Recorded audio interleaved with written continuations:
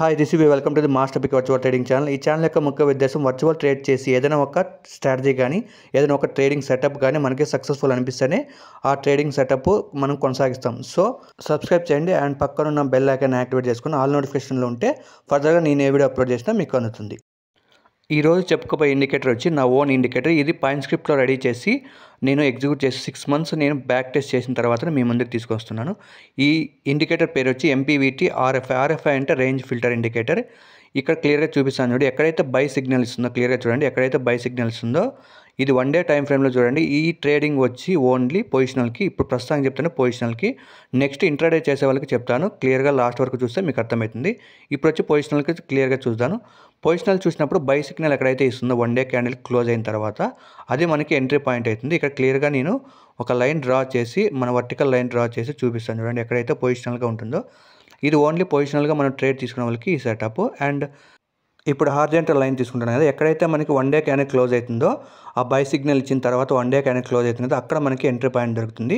Entry point నుంచి ఎప్పుడైతే range filter ఆ గ్రీన్ లైన్ ఉంది కదా, దాన్ని రేంజ్ ఫిల్టర్ అంటే ఆ రేంజ్ ఫిల్టర్ పైనే ఉందంటే గిన మనకి అది ఎంట్రీ పాయింట్ అవుతుంది కదా. ఎంట్రీ పాయింట్ తీసుకున్న తర్వాత ఆ రేంజ్ ఫిల్టర్ నుంచి పైకి పోతుంటే నో ప్రాబ్లం. ఎక్కడైతే మనకి క్లోజ్ అవుతుందో 1 day క్యాండిల్ క్లోజ్ అవుతుందో అక్కడ మనము ఎగ్జిట్ పాయింట్ చూసుకోవాలి.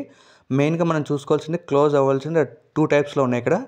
ఒకటి వచ్చి ఫుల్ క్లోజ్, హాఫ్ క్లోజ్, మనకి వచ్చి రేంజ్ ఫిల్టర్ అనమాట. ఇది ఫుల్ క్లోజ్ అంటే మనకి ఎప్పుడైనా సరే ఒక 1 day క్యాండిల్ 90% క్లోజ్ అవ్వాలన్నమాట. కింద 90% క్లోజ్ అయితేనే మనము ఆ ట్రేడ్ని ఎగ్జిట్ అవుతాము. 12% కానీ 10% కానీ క్లోజ్ అయితే మనం దాన్ని కన్సిడర్ చేయము, అది సపోర్ట్గా తీసుకుంటాం. ఓకేనా. ఇక్కడ చూస్తున్నారు కదా, రెడ్ క్యాండిల్ అనేది క్లోజ్ అయింది ప్యూర్లీ మన రేంజ్ ఫిల్టర్ నుంచి కిందికి వచ్చేసింది కాబట్టి ఇది మనకి ఎగ్జిట్ పాయింట్ అవుతుంది.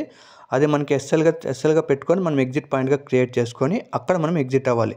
ఎంట్రీ పాయింట్ తెలిసింది, ఎగ్జిట్ పాయింట్ తెలిసింది. ఎక్కడైతే మనకి 90% కానీ 70% కానీ ఆ రెడ్ క్యాండిల్ అనేది క్లోజ్ అవ్వాలా. క్లోజ్ అయితేనే మనకి ఫిల్టర్ నుంచి కింద క్లోజ్ అయితేనే మనకి అప్పుడు మనం ఎగ్జిట్ పాయింట్గా తీసుకున్నాం. దాన్ని ఎస్ఎల్గా పెట్టుకొని అక్కడ ఎగ్జిట్ అవ్వాలా. సో ఇది మనకి ఈ ఇండికేటర్ చెప్పే విధానంలో ఇది ఓన్లీ పొజిషనల్ ట్రేడ్ వాళ్ళకి మాత్రమే. అండ్ నెక్స్ట్ చూసుకున్నట్టయితే ఇక్కడ సెల్ సైడ్ వచ్చినప్పుడు ఎలా ఉంటుందో ఒకసారి చూద్దాం. సెల్ సైడ్ ఇచ్చిన తర్వాత ఎక్కడైతే మనకి సెల్ సిగ్నల్ ఇస్తుందో అక్కడ ఎంట్రీ పాయింట్ తీసుకున్న తర్వాత ఎక్కడైతే మనకి రేంజ్ ఫిల్టర్ బ్రేక్అవుట్ అయ్యి 50% కానీ 70% కానీ అబోవ్ క్లోజ్ అయితేనే మనకి అది ఎగ్జిట్ పాయింట్గా కన్సిడర్ చేస్తాము. సో ఇక్కడ చూసుకున్నట్టయితే మనకి క్లియర్గా అబ్జర్వ్ చేస్తే మనకి సెకండ్ హార్జెంటల్ లైన్ కదా, అది మనకి ఎస్ఎల్ అవుతుంది.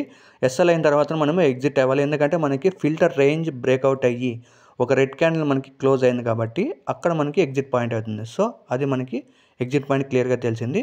అండ్ ఇది మనకి సెల్ కానీ బై కానీ ఇచ్చిన స్ట్రాటజీస్. ఒకవేళ మనకి ఇంట్రాడేలో చూస్తే ఎలా ఉంటుందో చూద్దాం. ఓకేనా.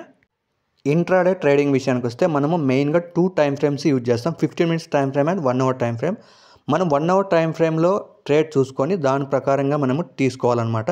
ఇక్కడ మనకి ఎగ్జాంపుల్గా 1 hour టైం ఫ్రేమ్ ఓపెన్ చేశాను కదా, ఈ 1 hour టైం ఫ్రేమ్లో మనకి ఏది ఇస్తుందో చూసుకోవాలి. 1 hour టైం ఫ్రేమ్లో మనకి ట్రేడ్ సిగ్నల్ ఇప్పుడు సెల్ సిగ్నల్ ఇచ్చింది కదా, సెల్ సిగ్నల్ ఇచ్చింది అంటే మనకి 15 minutesలో కూడా సెల్ సిగ్నల్సే కన్సిడర్ చేయాలి. కానీ ఒకవేళ బై సిగ్నల్ వచ్చిందంటే మనం దాన్ని కన్సిడర్ చేయకూడదు.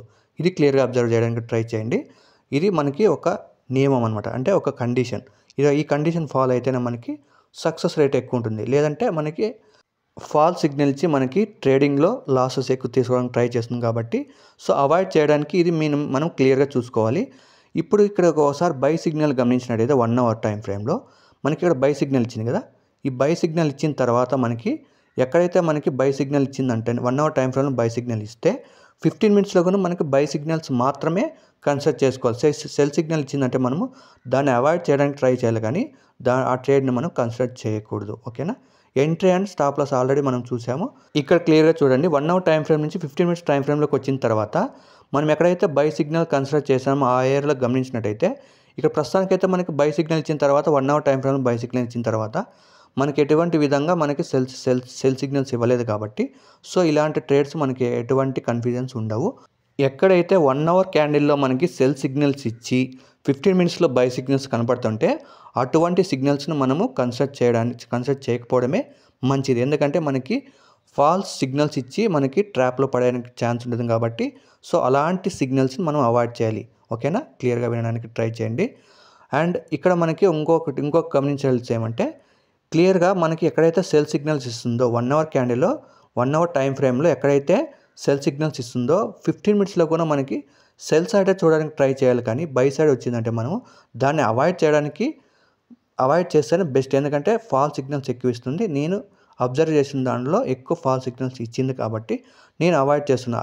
అదే విషయం ఇక్కడ చెప్తున్నాను. సో కేర్ఫుల్గా ఉండడానికి ట్రై చేయండి. ఇది ఒక స్ట్రాటజీ. లేదు మేము రిస్క్ తీసుకుంటామంటే గిన ఎక్కడైతే బై సిగ్నల్ ఇచ్చిందో బై చేయండి, ఎక్కడైతే సెల్ సిగ్నల్ ఇచ్చిందో సెల్ చేయండి. క్లియర్గా చెప్తాను చూడండి. ఇది హెవీ రిస్క్ తీసుకునే వాళ్ళకి మాత్రమే సెట్ అవుతుంది. నార్మల్ రిస్క్ తీసుకునే వాళ్ళకి మాత్రం అస్సలు సెట్ అవ్వదు. సో కేర్ఫుల్గా మనము కొన్ని ఈ స్ట్రాటజీస్లో ఫాలో అయితేనే సక్సెస్ రేట్ ఎక్కువ ఉంటుంది కాబట్టి సో నేను చెప్పిన విధంగా కొన్ని నియమాలు పాటిస్తే అది మనకి సక్సెస్ రేట్ని పెంచుతుంది. ఫైనల్గా ఇండికేటర్ యొక్క సోర్స్ కోడ్ చూసుకుంటే అయితే ఇది వర్షన్ 4లో డెవలప్ చేశానండి. ఈ వర్షన్ 4లో డెవలప్ చేసిన కొన్ని ఫంక్షన్స్ ఉన్నాయి. మెయిన్గా మనం చూడాల్సిన ఫంక్షన్స్ వచ్చి ఇక్కడ మెయిన్గా మనకి 2 ఫంక్షన్స్ ఉన్నాయి. అది 2 ఫంక్షన్ వచ్చి రేంజ్ ఫిల్టర్. ఆ ఫిల్టర్ను మనం బ్రేక్అవుట్ ఇస్తేనే మనకి బై సిగ్నల్ కానీ సెల్ సిగ్నల్ కానీ ఇచ్చే ఛాన్సెస్ ఉంటుంది. కాబట్టి మెయిన్గా ఇక్కడ క్లియర్గా చూపిస్తాను చూడండి. మనకి మెయిన్గా ఉండాల్సింది స్మూత్నింగ్ అండ్ సెకండ్ ఫంక్షన్ ఇచ్చి ఆరెంజ్ ఫిల్టర్ అనేది వాడాను. ఆరెంజ్ ఫిల్టర్ ఏం చేస్తుందంటే మనకి ఎక్కడైతే మనకి ఫిల్టర్ బ్రేక్అవుట్ ఇస్తుందో, మన రేంజ్ ఫిల్టర్ బ్రేక్అవుట్ ఇస్తుందో అక్కడ మనకి ఒకసారి మనకి బై సైడ్ వచ్చినప్పుడేమో కింద నుంచి పైకి మనకి క్యాండిల్ పుష్ అయినప్పుడేమో బై సిగ్నల్ ఇస్తుంది. లేదంటే పై నుంచి కిందకి వచ్చిన అంటే రెడ్ క్యాండిల్ పడినప్పుడు ఫిల్టర్ బ్రేక్అవుట్ అయ్యి కిందకి రెడ్ క్యాండిల్ పడినప్పుడు అక్కడ మనకి సెల్ సిగ్నల్ ఇచ్చే ఛాన్సెస్ ఉంటుంది. కాబట్టి ఈ 2 ఫంక్షన్స్ మెయిన్గా వర్క్ అవుతాయి. సో దానికి నేను కలర్ ప్యాలెట్ని యూజ్ చేశాను. ఒకటి వచ్చి గ్రీన్ కలర్ అండ్ వచ్చి రెడ్ కలర్ వచ్చి cell side and green colour వచ్చి బై సైడ్ సిగ్నల్ ఇచ్చేటప్పుడు. ఫైనల్గా ఈ సోర్స్ కోడ్ మీకు కావాలనుకుంటే నేను ఆల్రెడీ ఒక షార్ట్ వీడియో చేశాను. ఆ షార్ట్ వీడియో కింద డిస్క్రిప్షన్లో మనకి గూగుల్ ఫామ్ ఉంటుంది. ఆ గూగుల్ ఫామ్ సబ్మిట్ చేస్తే ఎవరైతే సబ్మిట్ చేస్తారో వాళ్ళకి నేను ఈ సోర్స్ కోడ్ అంతా డెలివర్ చేస్తాను. కావాలనుకుంటే మీకు ఈ ఐ కార్డులు ఇస్తాను, లేదంటే ఆ డిస్క్రిప్షన్లో వెళ్ళి మీరు చూడండి. ఓకేనా? Thanks for watching. మా కంటెంట్ నచ్చినట్టయితే సబ్స్క్రైబ్ చేయండి. ఇలాంటి వీడియోస్ మరిన్ని రావాలనుకుంటే బెల్ ఐకాన్ యాక్టివేట్ చేసుకోండి, ఆల్ నోటిఫికేషన్స్లో ఉంచండి. Thanks for watching. బాయ్.